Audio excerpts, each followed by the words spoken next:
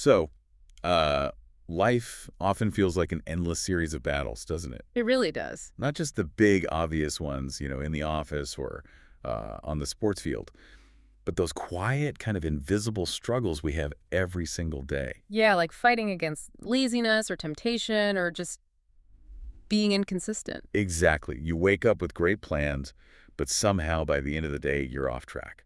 And we often think, oh, I just need more motivation or, a big burst of willpower. Right. But maybe, just maybe, we need something And else. that something else is what we're digging into today. Precisely. Our source material argues it's discipline.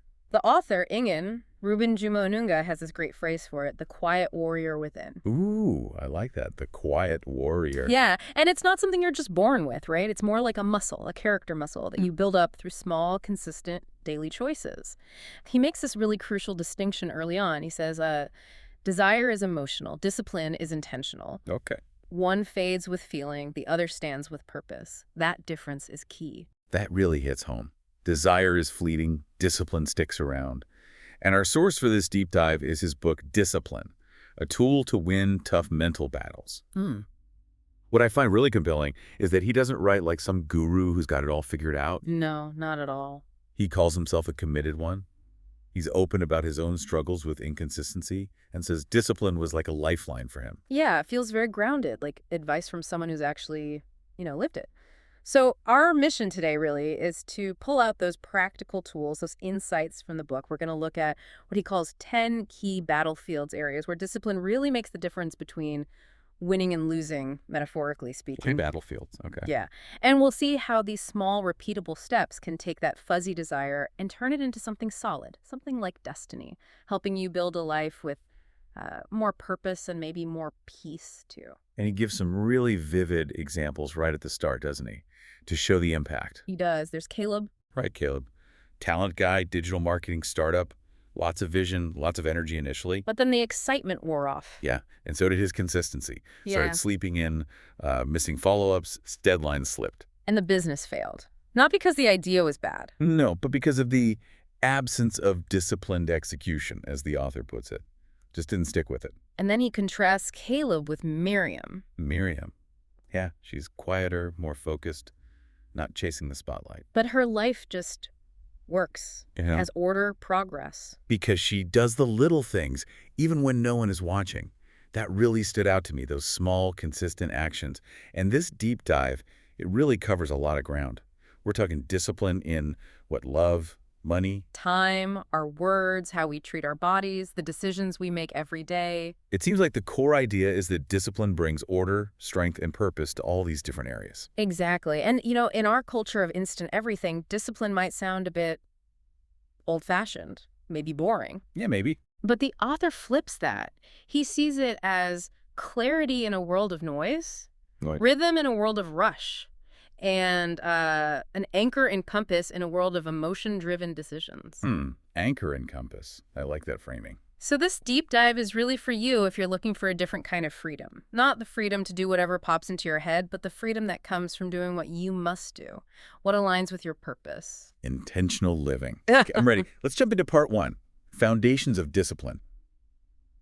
He starts with love and marriage, one partner at a time. Wow. In today's world, that definitely feels countercultural. It absolutely does. And he defines discipline here as actively choosing faithfulness every single day. It's about anchoring yourself, emotionally and practically, in that one person. So it's not just about feelings, the initial spark. No, he argues it's character that sustains love long term, not just, convenience or chemistry. Discipline is what helps turn that I do into I still do years down the line. I still do. That requires daily resolve, doesn't it? It does. It's that quiet commitment. But how do you maintain that? Especially with, daily pressures, maybe temptations. He gives the example of James, right? The executive who travels a lot. Yeah, James. Despite being lonely on the road, he makes it a point to call his wife every single night. They pray together. He wears his ring proudly. He sees that discipline as the guardian of intimacy. Guardian of intimacy. It makes you think, what little habits do we use or could we use to protect our most important relationships? Mm-hmm. And it's broader than just resisting temptation, too. It's also about being truly present when you are together, really listening, choosing to forgive. And then conflict, too, I imagine. Definitely. Having the discipline to pause before reacting, to listen instead of defend. He quotes Proverbs 15.1 here. Hmm. A gentle answer turns away wrath. It shows how discipline and how we speak starts with that pause, that calm. And guarding emotional energy too, right? Not getting too close to others inappropriately. Exactly. Protecting that primary bond. Okay, so from the heart to the wallet, let's talk money management live within your means. This is a huge stressor for so many people. It really is. And his take on financial discipline, it boils down to contentment over comparison. Contentment over comparison. Easier said than done sometimes. True. But it's about being proactive, like telling your money where it needs to go instead of just wondering where it vanished. So planning, budgeting. Yeah, he calls it direction over deprivation. It's not necessarily about penny pinching, but about having a plan. He references Proverbs 21.20, the wise store up choice food, but fools gulp theirs down.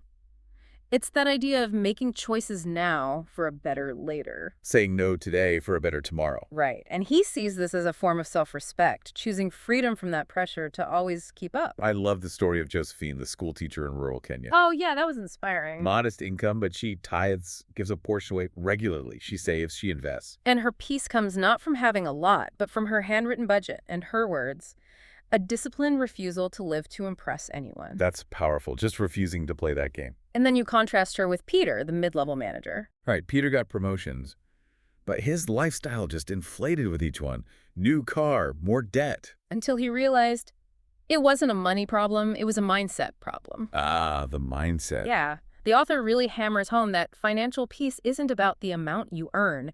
It's about how consistently and wisely you manage what you do have.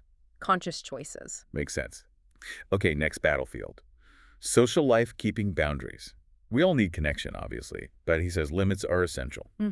He describes boundaries not as harsh walls to keep people out, Okay. but more like lines that protect your peace, time, and purpose. Lines that protect. I like that visual. He even uses Proverbs 25.16, let your foot be seldom in your neighbor's house, lest he have his fill of you and hate you. A bit stark, maybe, but it makes the point about not overstaying your welcome, literally or metaphorically. Right, balancing being available with protecting your own space and energy.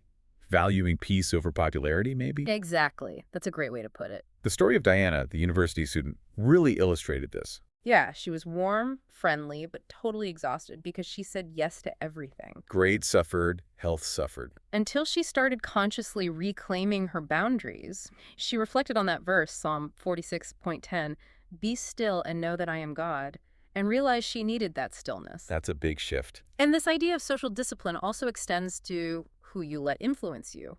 He quotes 1 Corinthians 15.33, bad company corrupts good character. Oof, that's direct. It is, and it ties into that Jim Rohn quote, you are the average of the 5 people you spend the most time with. So be intentional about your inner circle. Exactly. Disciplined selectivity. Okay, from social circles to the workplace. Work all the time you work. He frames work almost as a sacred thing. He does. A primary way we reflect God's nature in his view. And discipline here means showing up fully. Not just clocking in? No, not just attendance, but attitude too. He points to Colossians 3.23, whatever you do, work at it with all your heart as working for the Lord. So that perspective changes things, even boring tasks. Yeah, it potentially transforms them into acts of integrity, acts of worship, giving them deeper meaning. Like Daniel, the administrative assistant example. Right, in an office where maybe others were slacking off. He arrived early, helped colleagues, double-checked everything. And that consistent, disciplined work ethic got him promoted. Not just skill, but that commitment. It shows how those undisciplined habits, procrastination, cutting corners, they really erode your credibility over time. Absolutely. And the author also stresses that disciplined work includes ethics, integrity, and importantly, that balance isn't the enemy of discipline. Oh. He says it's the fruit of discipline. You work hard and focused so that you can actually rest and recharge without guilt. Ah, okay. Work hard, rest well. That makes sense. Yeah. All right, let's shift into part 2, spiritual, mental, and physical mastery. He kicks this off with religion, tithing, and keeping the Sabbath. Seems like faith needs commitment, not just showing up when it's convenient. That's the core idea. He explains tithing, giving that set portion, often 10%, as really an act of the heart. It's about acknowledging God's ownership, like it says in Malachi 3.9. It's less about God needing the money and more about training us. Training us in what? In generosity and trust, in gratitude, he shares the story of Alex and Grace. Right? They kept tithing even when things were really tight financially. Yeah, and they felt it kept their hearts anchored. Later, their business did well, but the practice itself grounded them during the struggle. And then there's the Sabbath, setting aside a day for rest and spiritual focus. That feels radical in our always-on culture. It really does. It directly challenges our addiction to busyness, as he puts it. Yeah.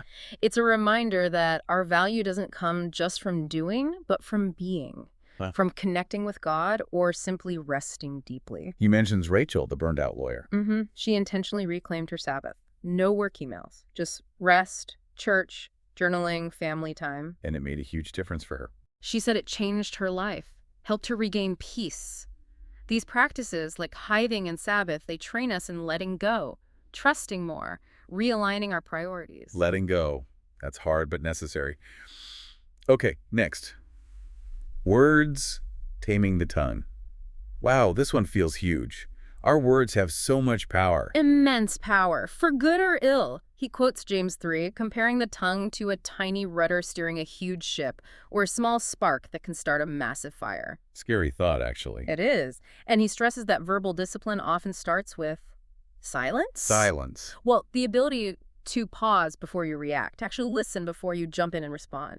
It's a conscious choice to slow down those impulses. That takes real effort. Right. I think about Angela, the teacher who was falsely accused. Yeah, her story was powerful. She chose restraint instead of lashing out. Addressed it privately, calmly, with facts. That's discipline in speech right there. It really is. And it makes you think, too, about the words we use on ourselves, that internal monologue. Oh yeah, the inner critic needs Yeah. discipline too.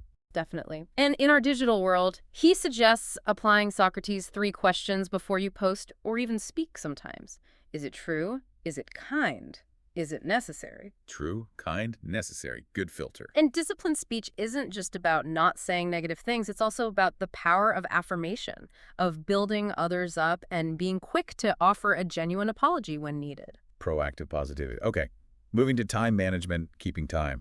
Time, he says, is life in motion. You can't get it back. Exactly. Franklin's warning, right? Lost time is never found again.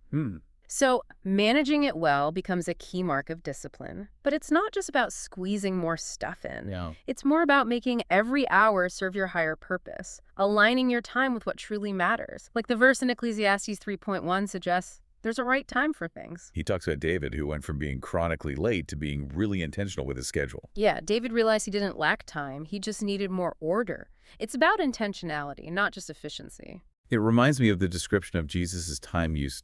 Never seemed rushed, never wasted time, always seemed purposeful. That's a great model. The contrast is letting your potential just leak away through undisciplined time use. So the question becomes, does my calendar actually reflect my values? That's the core question.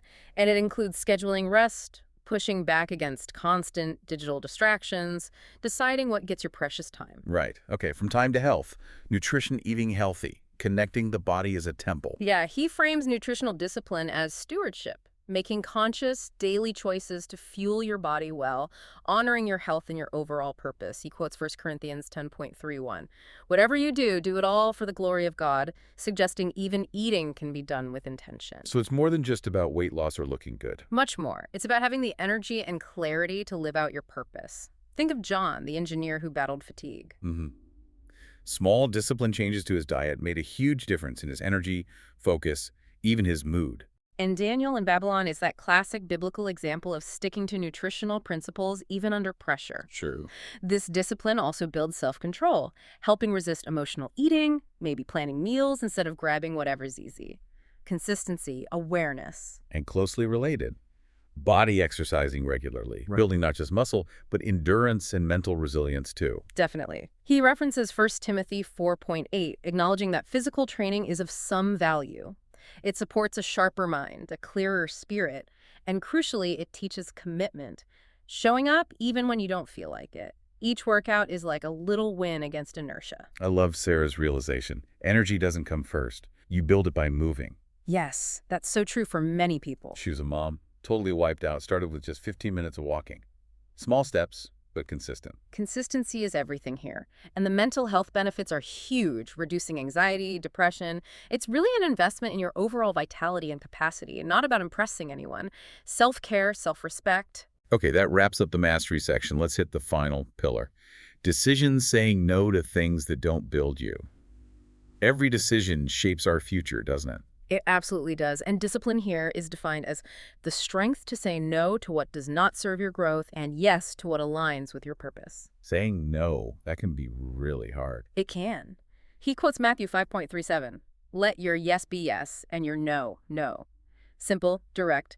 The idea is pleasing your purpose, not necessarily pleasing people all the time. Like Peter, the creative guy who said yes to everything and burned out. Exactly. He only found his energy and joy again when he made a clear rule. If it doesn't align with my core calling, it's a no.